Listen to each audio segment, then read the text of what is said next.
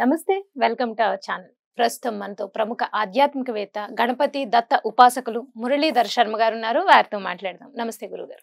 మహాదేవ శ్రీమాత్రే నమః. గురుగారు, మార్చి వచ్చేస్తుంది. మార్చి వస్తుంది అంటే మనకి ఎండల భయం అయితే పిల్లలకి ఎగ్జామ్స్ భయం.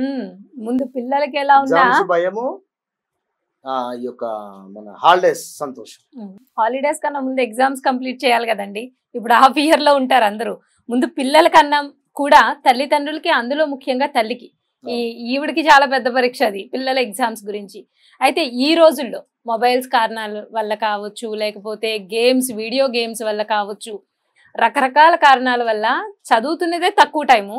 ఆ చదివిన టైంలో మళ్ళీ వీళ్ళకి జ్ఞాపకం ఉండట్లేదు, జ్ఞాపక శక్తి తగ్గిపోతుంది. సో జ్ఞాపక శక్తి పెరిగి చదువు మీద వాళ్ళకి ఇంట్రెస్ట్ కలగాలండి. అంటే చదవాలి, నేను ఎగ్జామ్స్లో పాస్ అవ్వాలి అన్న ఒక వాళ్ళల్లో ఆ బద్ధకం వదిలేయాలి. ఆ బద్ధకం పోయి వాళ్ళే ఆ మోటివేషన్ రావాలి అంటే ఎటువంటి పరిహారాలు, అంటే పేరెంట్స్ పాటించినా పర్వాలేదు, లేదు ఆ పిల్లలు చేయగలిగితే, పిల్లలు ఇంట్రెస్ట్ ఉండి కొంతమంది చేస్తారు చెప్పంగానే.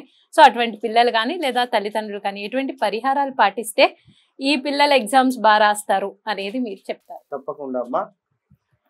సో పిల్లలు అంటేనే ఒక ఎమోషన్ ఖచ్చితంగా కూడా. ఇది కొందరు వారి అంటే బాల్యంలో సరైనటువంటి చదువు లేక, ఇప్పుడున్నటువంటి కాలేజెస్ కానీ ఇప్పుడున్నటువంటి స్కూల్స్ కానీ ఆ కాలంలో లేవు. ఉన్నా అంతటి స్తోమత వారి దగ్గర లేదు. ఏదో గవర్నమెంట్ స్కూల్స్, గవర్నమెంట్ కాలేజెస్ కానీ అట్లా ఏదో నడిచిపోయింది.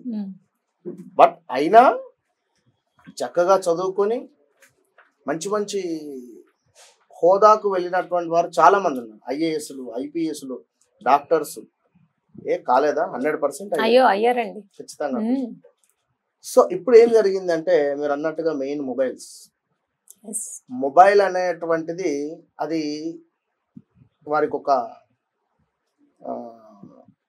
ఔషధం లాగా అయిపోయింది. అది అంటే ఒక మత్తు పానీయం లాగా. ఇప్పుడు ఒక ఎవరైతే మన ఇది ఆల్కహాల్ అలవాటు ఉండేటువంటి వారికి అది ఎంత ఎడిక్షన్ లాగా. ఇప్పుడు పాల సీసాలో పాలను నింపి డబ్బా పాలు ఎట్లయితే తాగిస్తామో ఆ విధంగా ఈ ప్లేస్ లో ఫోన్ ఉంది. అర్థమైందా? పాలు లేవు అక్కడ, ఫోన్ ఉంది. ఆ ఫోన్ లో ఎనర్జీ వీళ్ళు తాగుతున్నారు కంప్లీట్ గా. వినరా? అసలు ఫస్ట్ ఆ ఫోన్ ఇవ్వకుంటే వాడు అన్నం తింటలేడు. ఫోన్ ఇవ్వకుంటే వాళ్ళు ఏంది అనేది అర్థం కాలేని పరిస్థితి ఉంది. ఫస్ట్ వాళ్ళు స్కూల్ నుండి రాగానే ఫోనే పట్టుకుంటున్నారు, వేరే ఏది లేదు. ఆ స్టేజ్కి వెళ్ళిపోయింది. ఇక రాబోయే తరతరాలు ఎట్లా ఉంటుందో అసలు ఈ ఫోను ఎవరు కనిపెట్టారో కూడా అర్థం కావటం లేదు. ఇప్పుడు మనం చెప్పేది కూడా వీరు చూసేది ఫోన్లోనే. అంటే మాట చెప్తున్నా. కనుక ఇలాంటి సందర్భాలలో పిల్లలకు సంబంధించి గణపతి ఆరాధన చెప్పియండి. గణపతి ఆరాధన అంటే సుముఖచ్చైక దంతచ్చ కపిలో గజకర్ణిక లంబోదరచ్చ వికటో విఘ్నరాజ గణాధిప ధూమకేతుర్ గణాధ్యక్ష పాలచంద్రో గజానన వక్రతుండ శూర్పకర్ణో హేరంబ స్కంద పూర్వజ. సో సుముఖాయ నమః, ఏకదంతాయ నమః, కపిలాయ నమః, గజకర్ణికాయ నమః, లంబోదరాయ నమః, ఇట్లాంటి నామాలు ఇవి ఏవైతే ఉన్నాయో ఇవే నామాలు ఇక్కడ సుముఖచ్చైక దంతచ్చ కపిలో గజకర్ణిక లంబోదరచ్చ వికటో విఘ్నరాజో గణాధిప ధూమకేతుర్ గణాధ్యక్షో పాలచంద్రో గజానన వక్రతుండ శూర్పకర్ణో హేరంబ స్కంద పూర్వజ షోడశైతాని. ఈ షోడశైతాని నామాని యఃపటేషు నియాదపే విద్యారంభే వివాహే చ ప్రవేశే నిర్గమే తథా సంగ్రామే సర్వకార్యేషు విఘ్నస్తస్య న జాయతే అనేటువంటిది ఇది ఫలశ్రుతి. షోడశైతాని నామాని అనేది ఇది ఏదైతే ముందు అది చదివించి ఇది నేర్పించే ప్రయత్నం చేయండి పిల్లలకు. ప్రతిరోజు గణపతిది ఇది చదువుకున్న తర్వాత చక్కగా పిల్లలకు గంధం మా దేవాలయంలో అతను కార్ డ్రైవర్ ఒకతను రోజు పిల్లలకు భస్మాధారణ చేస్తాడు మంచిగా డ్రెస్ మీద.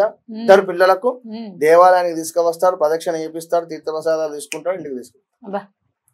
వాళ్ళిద్దరిని చూడగానే నాకైతే ఎంతో ఆనందం. ఇట్లా బొట్టు పెట్టి తీసుకొని వస్తాడు. కనుక ఏదైనా మనము క్రియేట్ చేయగలగాలి. అది ఏదైనా మన దగ్గరే ఉంది. మనం లేజినెస్ గా ఉండి మన పని మనం ఏం చేయలేం. కనుక గణపతికి సంబంధించినటువంటి శ్లోకాలను చదివిస్తూ గణపతికి సంబంధించినటువంటి గరకను గ్రీనిష్లా ఉండేటువంటి గరకను చక్కగా బుధవారం రోజు గణపతి స్వామి వారికి పిల్లల చేతుల మీదుగా సమర్పించే ప్రయత్నం చేయండి. అదేవిధంగా గ్రీన్ రిలేటెడ్ బట్టలను ప్రతి బుధవారం వేయించే ప్రయత్నం చేయండి. గ్రీన్ రిలేటెడ్ కనీసం ఖర్చీఫ్ అయినా వారికి ఇచ్చే ప్రయత్నం చేయండి. స్కూల్ యూనిఫామ్ ఉంటుంది కదా అనుకునేటువంటి వారికి. సో చందనం రోజు పిల్లలకు గంధం బొట్టు పెట్టడం వల్ల అద్భుతమైనటువంటి గురుబలం పెరుగుతుంది, జ్ఞానం వస్తుంది. సో జాతకంలో గురు రాహుల కలయిక ఉన్నా లేదా గురువు వచ్చేసి మనకు కొన్ని అనుకూలమైనటువంటి ప్రదేశాలలో అంటే ఇప్పుడు శనికి సంబంధించినట్టు ఇంట్లో ఎక్కడున్నా కొంత ఇబ్బంది ఉంటుంది. సో 6వ స్థానంలో కానీ 8వ స్థానంలో కానీ గురువు ఉన్నా, గురువు మీద ఏమైనా శని దృష్టి ఉన్నా, కుజుల దృష్టి ఉన్నా, ఇట్లా కొన్ని భావాలు ఉన్నా కూడా చదువు అనేటువంటిది వీరికి ఎక్కువ ఎక్కదు. జ్ఞాపక శక్తి అనేటువంటిది ఉండదు, జ్ఞాపక శక్తి కోల్పోతుంటుంది ఎక్కువ. సో ఇలాంటి సందర్భాలలో మనం చెప్పినటువంటి యొక్క రెమెడీస్ గణపతి ఆరాధన. ఇక ఇది చేస్తూ బుధవారాలు కొన్ని ఉండ్రాళ్ళు కానీ మోదకాలు కానీ స్వామికి నివేదన చేస్తూ నలుగురికి పంచే ప్రయత్నం చేస్తూ నల్ల బ్లాక్ కలర్లో ఉండేటువంటి ఈ యొక్క మినుములను అంటే గుండు మినపప్పు అంటారు, ఇవి శనివారం రోజు దానంగా ఇస్తూ పిల్లల చేతుల మీదుగా మిల్క్ దానం, పాలను దానం చెప్పి పిల్లల చేతుల మిల్క్ను దానంగా ఇచ్చేటువంటి సందర్భాలు. ఇదే విధంగా హనుమాన్ చాలీసా అనేటువంటిది చాలా ఉపయోగపడుతుంది. హనుమాన్ చాలీసా కూడా చదివించినా కూడా ఇలాంటివి చేస్తూ ఉండగా తప్పకుండా వారికి జ్ఞాపక శక్తి పెరిగేటువంటి పరిస్థితి ఉంటుంది, ఒక వృద్ధిలోకి వచ్చేటువంటి పరిస్థితి ఉంటుంది. ఖచ్చితంగా కూడా నమ్మకంగా చేపియండి. వీడు పడుకునేటువంటి తలగడ కింద ఒక రాగి నాణెం కానీ చిన్నగా రాగితో ఉండేటువంటిది పెట్టడం వల్ల మెదడులో చక్కటి వైబ్రేషన్ అనేటువంటిది జరుగుతుంది. ఇక తులసి చెట్టు వద్ద చక్కగా ఆవు నేతితో దీపారాధన చేపియండి పిల్లలకు.